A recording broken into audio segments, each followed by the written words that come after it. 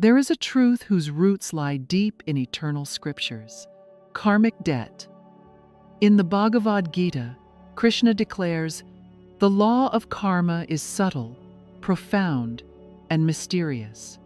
The sages of India taught that the soul is immortal and travels through the endless cycle of birth and death, carrying the memory of every action along its journey. Some actions bear fruit instantly in this life. Others remain unresolved, following the soul like a debt and returning in another incarnation. This unseen burden is what we call karmic debt. It is not merely philosophy. It silently shapes your life, your health, your relationships, your prosperity, even the peace of your mind. Yogananda explained, "Karma is not your enemy. It is the teacher that shows you the lessons you have ignored." He reminded us that karma is not punishment, but a divine law designed to awaken us. The moment you see the hidden cause behind your struggles, you are no longer bound. You have already taken the first step toward liberation. This principle is not new. It is the very foundation of Sanatana Dharma.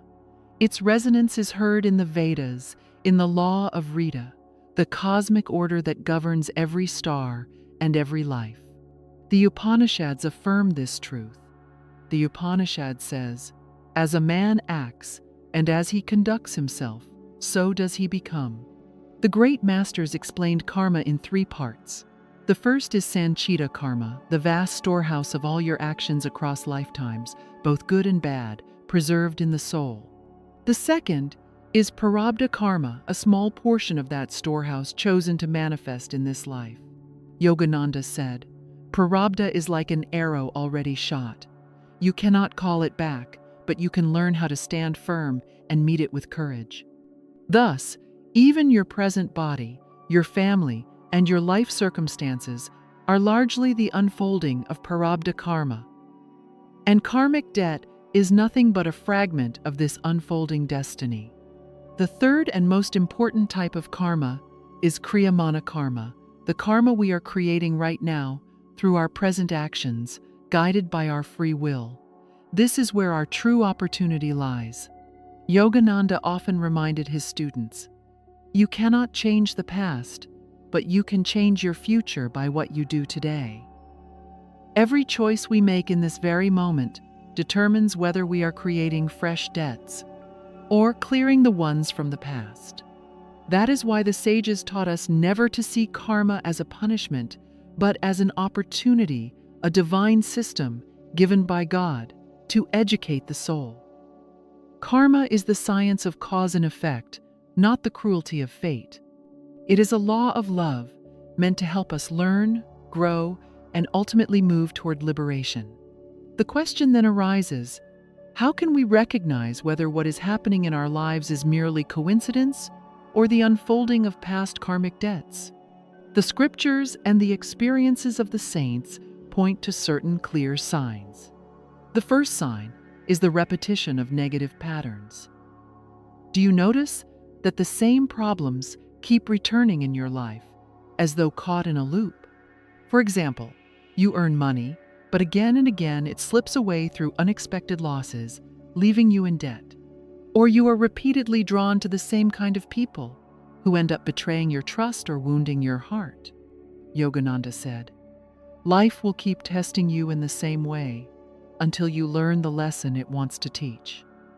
When a pattern repeats, it is not chance, it is a karmic debt surfacing, asking to be understood and released.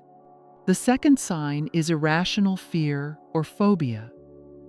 Do you feel an overwhelming fear of water, fire, heights, or closed spaces, even though in this life you have never faced a traumatic event with them? These unexplained terrors often come from impressions carried over from past incarnations. Perhaps in a former life, death came through drowning or burning, and the shock was imprinted on the memory of the soul. When the soul takes a new body, those scars sometimes appear as deep-seated, illogical fears. Yogananda explained that The subconscious memory of the soul holds all its past experiences, waiting for the right time to rise into awareness. Such fears are signals from within, pointing to an old wound that still seeks healing. The third sign of karmic debt is unexplained chronic health issues. Many times, a person suffers from long-standing illnesses or persistent pain for which medical science finds no clear cause or cure. Years of treatment pass, yet the problem remains.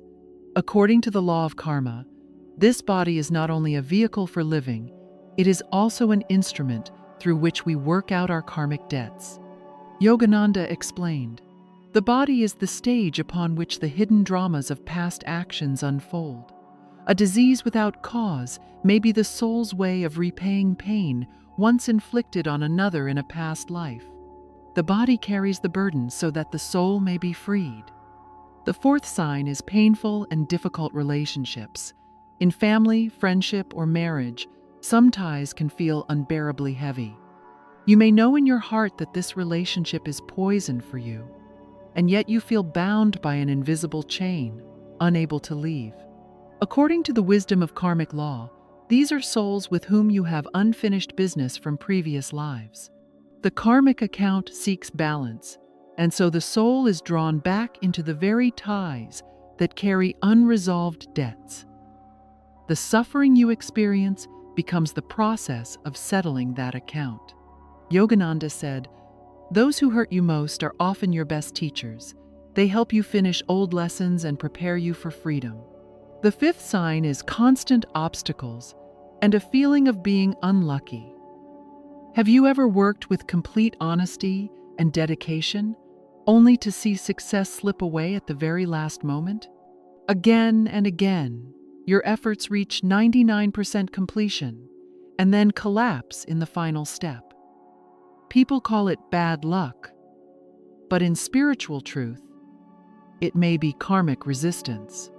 It could be that in a past incarnation you placed obstacles in the path of another or obstructed someone's growth. That energy returns, blocking your progress now. The way out is not despair, but transformation. When you selflessly help others to move forward, you begin to dissolve that karmic weight. To recognize these signs in your life can naturally bring feelings of sadness or frustration. It is easy to think, why is everything loss and struggle? And from a worldly perspective, karmic repayment is indeed filled with pain, tears, and tests. This is the debit side of karma. But Yogananda reminded us, every sorrow you endure with wisdom purifies your heart, and every obstacle overcome brings you closer to God. Loss manifests as pain, physical, mental, and emotional. When we repeatedly fail or walk through suffering, our willpower and hope begin to break. We start to see ourselves as helpless and the universe as cruel. Here lies the greatest spiritual danger. If we allow pain to turn into anger, hatred, or the habit of blaming others, then unknowingly we create fresh karma, an even heavier burden. The soul came to pay off one debt, but by reacting wrongly, it piles on another, trapping itself deeper in the cycle of birth and death. Yogananda warned, "Suffering is meant to teach you, not to embitter you. To grow resentful is to invite more chains." So where is the gain? What benefit lies in such suffering? The answer comes only when we change our perspective. From the spiritual view, what we call loss is in fact the greatest gain. Karmic debt is not a punishment, it is a fire that purifies the soul. The first blessing is the breaking of ego. When life brings us to situations beyond our control, the illusion that I can do everything collapses. In that moment, humility is born, and we learn to bow before a higher power. Yogananda said, "The ego thinks it is the doer. Suffering proves to man that he is nothing without God." The second blessing is the birth of compassion. Only the one who has endured pain can truly understand the pain of others. Suffering softens the heart, turning hardness into tenderness. It awakens empathy and compassion, two of the most divine qualities in man. The third blessing is the search for truth. When every worldly support falls away, man begins to ask the deepest questions. Who am I? What is the purpose of my life? Often, it is karmic pain itself that shakes us from the sleep of materialism and sets us on the spiritual path. In essence, karmic debt refines the soul.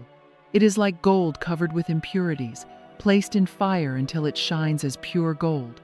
The process is painful, but the result is priceless. What appears as loss at the material level becomes the soul's greatest gain at the spiritual level, bringing it one step closer to freedom and divine bliss. Understanding this truth is the first step, but as Yogananda reminded us, knowledge alone is not enough. It must be lived.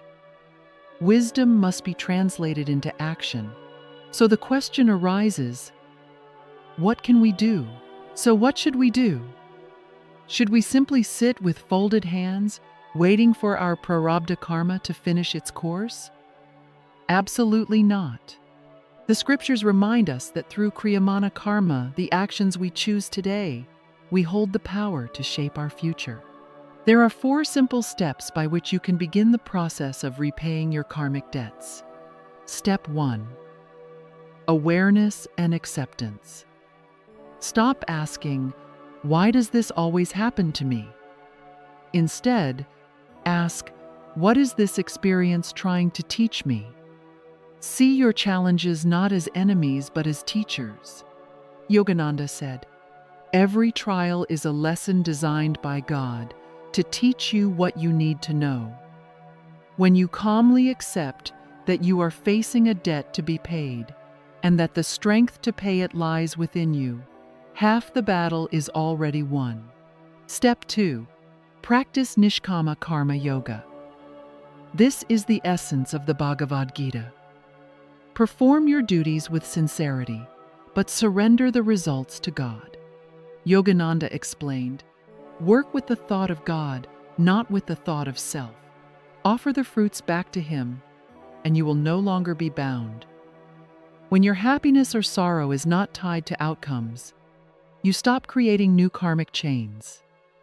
This is the royal highway out of the cycle of karma. Step 3. Create positive karma through service. The surest way to erase old debts is to earn spiritual wealth. Service seva, performed in a spirit of selflessness, purifies the heart and balances past mistakes. You do not need to do grand deeds, even feeding the hungry, helping someone quietly in need, or offering water to birds and animals plants seeds of light. Every selfless act generates positive energy that dissolves old karmic burdens. Yogananda often said, when you forget yourself in helping others, you find your true self in God. Step 4. Spiritual practice. To walk this path requires inner strength. Set aside time daily for prayer, meditation, or mantra. Even the simple chanting of Om Namah Shivaya or the Mahamrityunjaya mantra creates a protective shield and brings peace to the mind. Meditation trains you to become a witness to your thoughts, so that even in difficulty, you respond with calmness and clarity. Remember always, karmic debt is not a curse. It is an opportunity for the soul to grow. Each test is like an examination given by life, not to weaken you, but to strengthen you, to make you kinder, wiser, and more awake. As Yogananda taught, the soul's progress is measured not by the things it escapes, but by the strength with which it meets life's trials. You cannot change the arrow of prarabdha once it has been shot, but you can decide how to stand when it comes and what new arrows you choose to release into your future. The arrow of prarabdha, once released, cannot be recalled, but you still have the power to decide how deeply it will affect you through your present actions, your responses, and your awareness. You are not a helpless passenger. You are the captain of your own boat. The ocean of life may be filled with storms, but the oars are in your hands. Through Kriyamana karma, guided by divine wisdom, you can steer your life toward freedom. Yogananda said, "You cannot control the storm of life, but you can control the rudder of your mind. Look at your challenges in the light of this truth. Accept them, learn from them, and transform them into opportunities for growth." Through selfless service and noble actions, you begin to free yourself from the weight of karmic debt. Every debt repaid brings you closer to lightness, freedom, and a deep inner peace. Now we invite you to reflect. Among the 5 signs of karmic debt we discussed, which one do you recognize most clearly in your own life? Or have you already overcome a repeating pattern and found freedom? Share your experience in the comments below, because your story may become the inspiration someone else needs on their path. If this wisdom has touched you, share it with those who may be struggling under the weight of their own karmic tests. And for more insights on these profound spiritual truths, remember to subscribe to our channel. Stay aware. Keep acting with love. Transform every moment into an offering to God. As Yogananda beautifully said, life is a school where we learn to become conscious of our divinity. Take care. Thank you for watching.